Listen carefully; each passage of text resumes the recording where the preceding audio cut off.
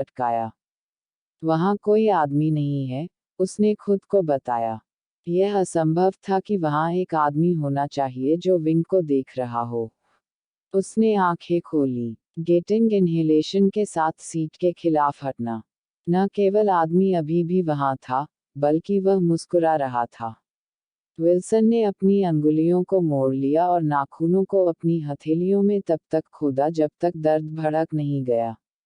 उसने इसे तब तक वहां रखा जब तक कि उसके मन में कोई संदेह नहीं था कि वह पूरी तरह से सचेत था। फिर, धीरे धीरे, हाथ कांपना और स्तब्ध हो जाना, विल्सन बटन के लिए ऊपर पहुंच गया जो कि परिचारिका को बुलाएगा। वह फिर से वही गलती नहीं करेगा, बाहर रोना, अपने पैरों से छलांग लगाना, प्राणी को उड़ान में उड़ाना। वह ऊपर की ओर पहुंचता रहा, उसकी मांसपेशियों में अब उत्साह का एक कंपन था क्योंकि वह आदमी उसे देख रहा था। छोटी आंखें उसकी बांह की हलचल से हिल रही थीं। उसने एक दो बार सावधानी से बटन दबाया। अब आओ, उसने सोचा। अपनी वस्तुनिष्ठ आंखों से आओ और देखो कि मैं क्या देख रहा हूं, लेकिन जल्दी करो। केबिन के पिछले हिस्से में, उसने एक पर्दा हटाए जाने की बात सुनी और अचानक, उसका शरीर अकड़ गया। उस दिशा में देखने के लिए उस आदमी ने अपना कैलिबन सिर पर रख लिया था। लकवाग्रस्त, विल्सन ने उसे देखा। जल्दी करो, उसने सोचा। भगवान के लिए, जल्दी करो। यह एक सेकंड में खत्म हो गया था। आदमी की आंखें विल्सन पर वापस आ गईं, उनके होंठों पर एक राक्षसी चालाक की मुस्कान थी। फिर एक छलांग के साथ, वह चला गया था। जी श्रीमान। एक पल के लिए, विल्सन को पागलपन की पूरी पीड़ा का सामना करना पड़ा। उसकी टकटकी उस जगह से उछलती रही, जहां वह आदमी परिचारिका के सवाल का सामना करने के लिए खड़ा था, फिर वापस आ गया। वापस करने के लिए परिचारिका, पंख के लिए, परिचारिका के लिए, उसकी सांस पकड़ा, उसकी आंखें निराशाजनक रूप से घूरना। यह क्या है? परिचारिका से पूछा। यह उसके चेहरे पर नजर थी जिसने ऐसा किया। विल्सन ने अपनी भावनाओं के आधार पर एक उपाध्यक्ष को बंद कर दिया। वह संभवतः उस पर विश्वास नहीं कर सकता था। उसे एक पल में एहसास हुआ। मैं माफी चाहता हूँ, वह लड़खड़ाया। वह इतनी शुष्कता से निगल गया कि उसके गले में एक क्लिक करने की आवाज आई। यह कुछ भी नहीं है। मैं माफी मांगता हूँ। परिचारिका स्पष्ट रूप से नहीं जानती कि क्या कहना है। वह जहाज के अनियमित जम्हाई के खिलाफ झुकता रहा।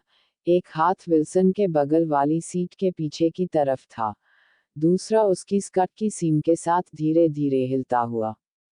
उसके होठों को थोड़ा अलग किया गया था जैसे कि वह बोलने के लिए थी लेकिन शब्दों को नहीं पा रही थी।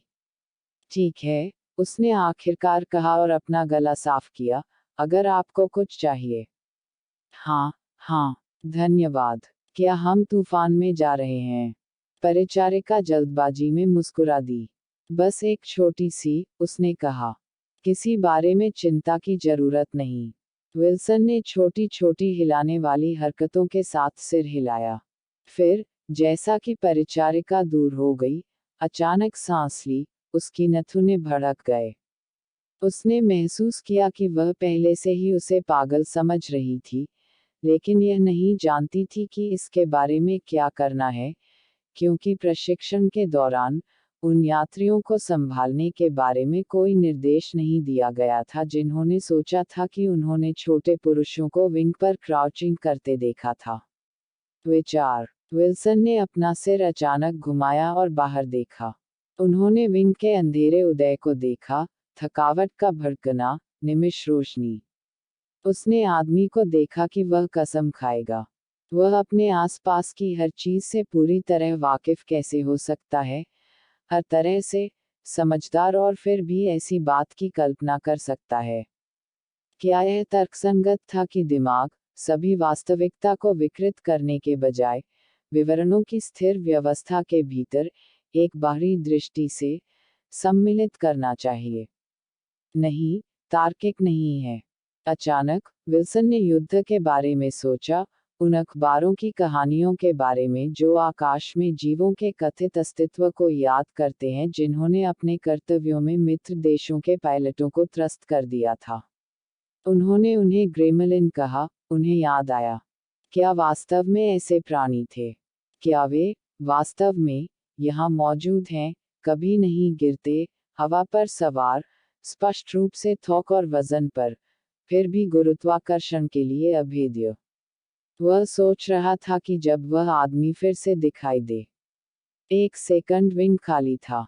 अगला, एक उदीयमान वंश के साथ, आदमी नीचे कूदता हुआ आया। कोई असर नहीं दिख रहा था। वह लगभग नाजुक, छोटी, बालों वाली भुजाओं में उतरा हुआ था जैसे कि संतुलन के लिए।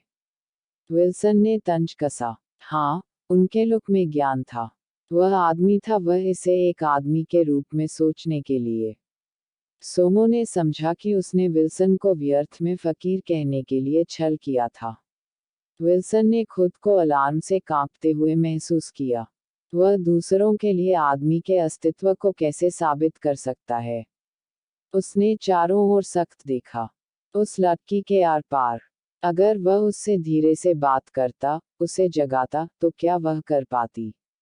नहीं, इससे पहले कि वह देख पाता आदमी कूद जाता। संभवतः धड़ के शीर्ष पर जहां कोई भी उसे नहीं देख सकता था, उनके कॉकपिट में पायलट भी नहीं। विल्सन ने आत्मनिंदा के अचानक फटने का अनुभव किया कि उसने कैमरा वाल्टर के लिए कहा था कि वह नहीं मिला है। प्रिय भगवान, उन्होंने सोचा, आदमी की एक तस्वीर लेने में सक्षम होना चाहिए। वह खिड़की के करीब झुक गया।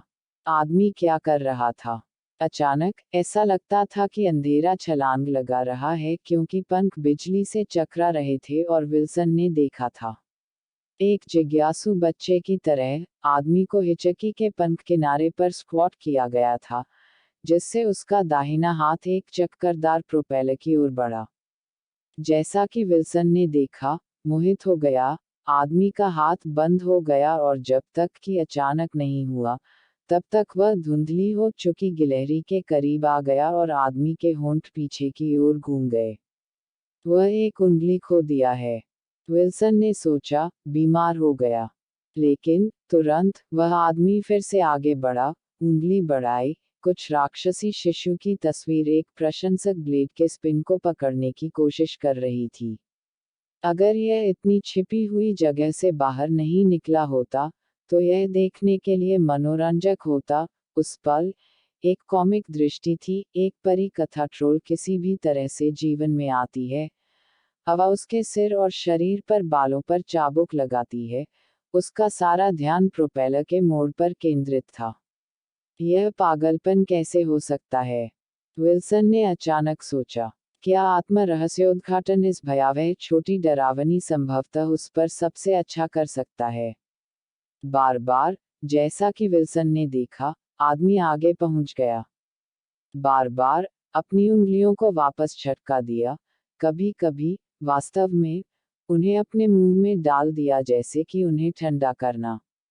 और, हमेशा, जाहिरा तौर पर जांच, वह विल्सन को देखकर अपने कंधे पर वापस नजर रखता था। वह जानता है, सोचा विल्सन। जानता है कि यह हमारे बीच का खेल है। अगर मैं उसे देखने के लिए किसी और को पाने में सक्षम हूं, तो वह हार जाता है। अगर मैं अकेला गवाह हूं, तो वह जीत जाता है। बेहोश मनोरंजन की भावना अब चली गई थी। विल्सन ने अपने दांत कड़ा दिए। नरक में पायलटों ने क्यों नहीं देखा? अब वह आदमी, जो अब प्रोपेलर में दिलचस्पी नहीं रखता था, खुद को इंजन के गाय की तरह सुलझा रहा था, जैसे कि एक आदमी घोड़े को चीरता हुआ। विल्सन ने उसे देखा। अचानक एक कंपकंपी उसकी पीठ से नीचे गिर गई। छोटा आदमी उन प्लेटों को उठा रहा था जो इंजन के नीचे लगी थी, उनके नीचे अपने नाखून लाने की कोशिश कर रही थी। आवेगपूर्ण रूप से विल्सन ऊपर पहुंचे और परिचारिका के लिए बटन को धक्का दिया। केबिन के पीछे में, उसने उसे आने के बारे में सुना और, एक पल के लिए, उसने सोचा कि उसने उस आदमी को बेवकूफ बनाया है, जो उसके प्रयासों से लीन था। हालांकि, आखिरी समय पर, जब परिचारिका के आने से ठीक पहले उस व्यक्ति ने विल्सन पर नजर डाली। फिर तारों द्वारा उसके मंच से ऊपर की ओर एक विक्षोभ की तरह वह हवा में उड़ रहा था। हाँ, उसने आशंकित होकर उसे देखा। क्या आप बैठेंगे, कृपया? उसने पूछा। वह हिचकिचाया। अच्छा, मैं। कृपया। वह अपनी बगल वाली सीट पर अदरक लगाकर बैठ गया। यह क्या है, श्री विल्सन? उसने पूछा। उसने खुद को बहादुरी दी। वह आदमी अभी भी बाहर है, उन्होंने कहा।